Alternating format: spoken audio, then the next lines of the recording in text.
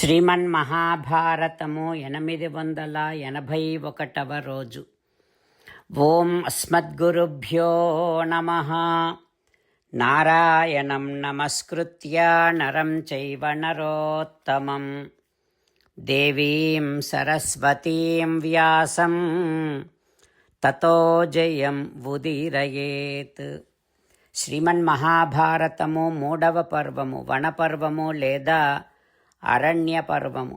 అందులో 62వ అధ్యాయము. సూత మహానుభావుడు శౌనకాది మహర్షులందరికీ ప్రవచనం చేస్తూ ఈ రకంగా చెబుతూ ఉన్నాడు. ఓ మహర్షులారా, వైశంపాయన మహర్షి జనమేజయ మహారాజుకు శ్రీమన్మహాభారతాన్ని ఉపదేశం చేస్తూ ఇలా చెబుతూ ఉన్నాడు. ఓ రాజా, బృహదస్వ మహర్షి ధర్మరాజుకు నల దమయంతుల వృత్తాంతాన్ని తెలియచేస్తూ ఈ రకంగా చెబుతూ ఉన్నాడు. ఓ ధర్మజ, దమయంతి నిద్రిస్తోంది ఆ ఘోరారణ్యములో. నలునికి మాత్రం నిద్ర పట్టటం లేదు. చనిపోవటమా ఏది శ్రేయస్సో తెలియటం లేదు. ఇలా అనుకుంటూ ఉన్నాడు. నాయందే నమ్మకము విశ్వాసము కలిగి ఉన్నటువంటి నా దమయంతి నా మూలంగా దుఃఖాన్ని పొందుతోంది. నేను లేకుంటే ఎప్పటికైనా తన వారిని చేరుతుంది, సుఖాన్ని అనుభవిస్తుంది. నాతోనే ఉంటే ఇక దమయంతి దుఃఖాన్నే పొందుతూ ఉంటుంది అనే విషయములో సందేహమే లేదు. విడిచి వెడితే ఏ కొంచెమైనా సుఖాన్ని పొందవచ్చు అని మళ్ళీ మళ్ళీ నలుడు ఆలోచించి దమయంతిని విడిచి వెళ్ళటమే మంచిది అని భావించాడు. ఇంకా ఈ రకంగా అనుకుంటూ ఉన్నాడు. నా దమయంతి సహజమైనటువంటి తేజస్సు కలిగినటువంటిది, మహాసాధ్వి. అట్లాంటి ఈ దమయంతి ఎవ్వరి చేతను అవమానింపబడదు అని అనుకొని ఇక దమయంతిని విడిచి వెళ్ళాలనే తలచి ఆ విడిచే సమయములో ఈ రకంగా అనుకుంటూ ఉన్నాడు. నాకేమో వస్త్రమే లేదు, దమయంతికి ఏకవస్త్రము ఉంది. ఇప్పుడు ఆమె చీరలోని సగభాగాన్ని నేను కట్టుకోవాలి అని నలుడు అనుకొని ఆమె చీరను ఎట్లా కత్తిరించాలో తెలియక అటు ఇటు కొంతసేపు తిరిగితే అక్కడ ఒక కత్తి కనిపించింది. ఆ కత్తితో తేనార్థం వాససశ్చిత్వా నివస్య చ పరంతపః సుప్తాం ఉత్సృజ్య వైదర్భీం ప్రాద్రవత్ గతచేతనాం. ఆ కత్తితో దమయంతి చీరను చింపి ఆ చీర ముక్కను కట్టుకొని నిద్రించేటటువంటి దమయంతిని విడిచిపెట్టి వెళ్ళిపోయాడు నలుడు. కానీ మళ్ళీ మనస్సు మార్చుకొని అక్కడికి వచ్చి అలా అమాయకముగా నిద్రిస్తూ ఉండేటటువంటి దమయంతిని చూస్తూ నలుడు ఏడవటం మొదలుపెట్టాడు. ఇంతకుముందు యాం న వాయు నచ ఆదిత్య పురా పశ్యతి మే ప్రియాం. ఇంతకుముందు నా భార్య దమయంతిని సూర్యుడు కానీ వాయువు కానీ చూడలేదు. అట్లాంటి దమయంతి, నా దమయంతి ఈరోజు కటిక నేల మీద అనాథలాగా నిద్రిస్తోందే అని బాధపడుతూ, ఒకవేళ నేను వెళ్ళిపోతే దమయంతి లేచి చింపిన తన చీరను చూసుకొని పిచ్చిదైపోతుందేమో, నేను లేకుండా దమయంతి ఒంటరిగా ఈ ఘోరమైనటువంటి అరణ్యములో ఎట్లా సంచరించగలదు? ఓ దమయంతి, ఆదిత్యా వసవో రుద్రాః అశ్వినౌ సమరుద్గణౌ రక్షంతు త్వాం మహాభాగే ధర్మేనాసి సమావృతా. ఓ దమయంతి, నువ్వు ధర్మపరాయణవు. అందుకే ఆదిత్యులు, వసువులు, రుద్రులు, అశ్విని దేవతలు, మరుద్గణాలు అందరూ నిన్ను రక్షిస్తారు అని దమయంతిని చూస్తూ నలుడు రకరకాలుగా భావిస్తూ దుఃఖిస్తూ ఉన్నాడు. ఆ తర్వాత ఏం జరుగుతుందో రేపు తెలుసుకుందాం. జై శ్రీమన్నారాయణ. జై శ్రీమన్నారాయణ. అమ్మా నాన్నలకు సాష్టాంగ నమస్కారం చేద్దాం. మన ఆచార్యవర్యుల శ్రీచరణారవిందములకు సాష్టాంగ నమస్కారం చేద్దాం. శ్రీ వేదవ్యాస మహర్షుల వారి దివ్య పాదారవిందములకు సాష్టాంగ నమస్కారం చేద్దాం. శ్రీ విఘ్నేశ్వర స్వామి వారి శ్రీచరణారవిందములకు సాష్టాంగ నమస్కారం చేద్దాం.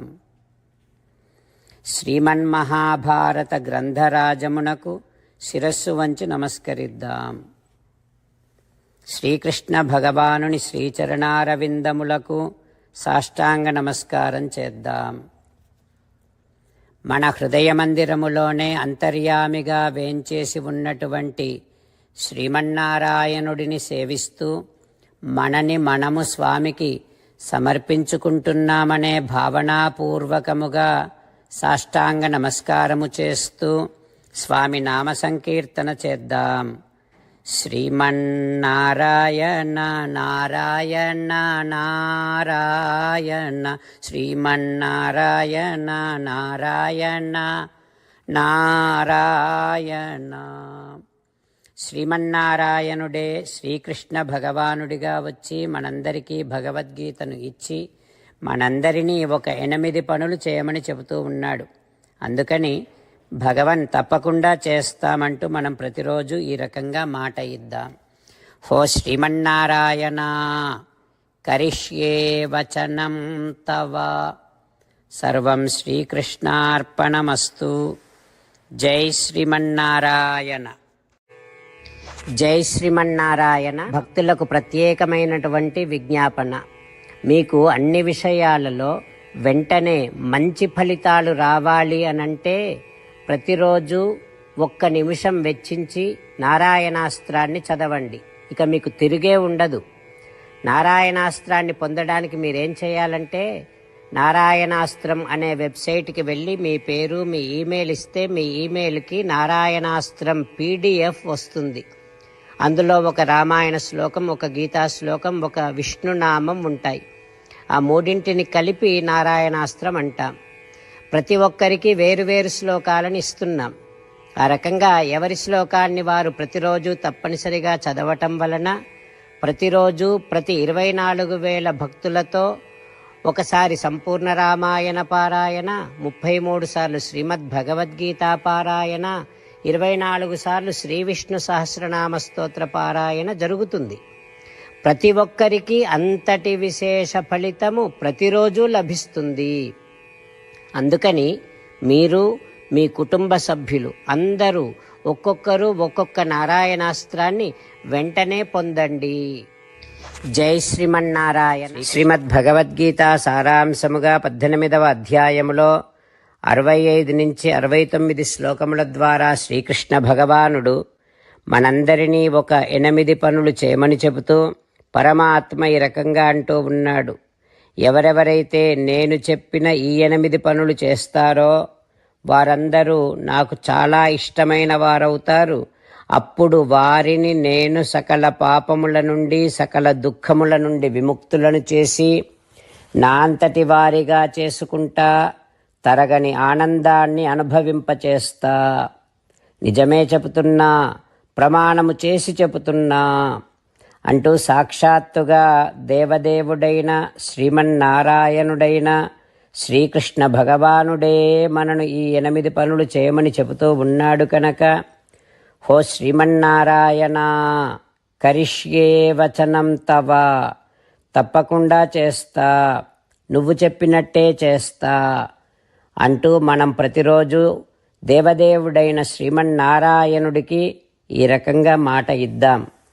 హో శ్రీమన్నారాయణ, నువ్వు చెప్పినట్టే నేను నిన్నే సంతతము ధ్యానము చేస్తూ ఉంటా. హో శ్రీమన్నారాయణ, నువ్వు చెప్పినట్టే నేను నీ భక్తుడిగానే ఉంటా. హో శ్రీమన్నారాయణ, నువ్వు చెయ్యమన్నట్టే నేను నా విధులను కర్తవ్యాలను నీ సేవగా నీ తృప్తి కోసమనే సక్రమంగా నిర్వర్తిస్తూ ఉంటా. హో శ్రీమన్నారాయణ, నువ్వు చెప్పినట్టే నేను నీవాడిని అనే మహావిశ్వాసాన్ని సంతతము కలిగి ఉంటూ నా హృదయములో నీకే నమస్కరిస్తూ ఉంటా. ఓ శ్రీమన్నారాయణ, మామేకం శరణం వ్రజ, నన్నొక్కడిని మాత్రమే శరణు వేడుకో అని నువ్వే అన్నావు కనుక నేను నిన్ను ఒక్కడిని మాత్రమే శరణు వేడుకుంటా.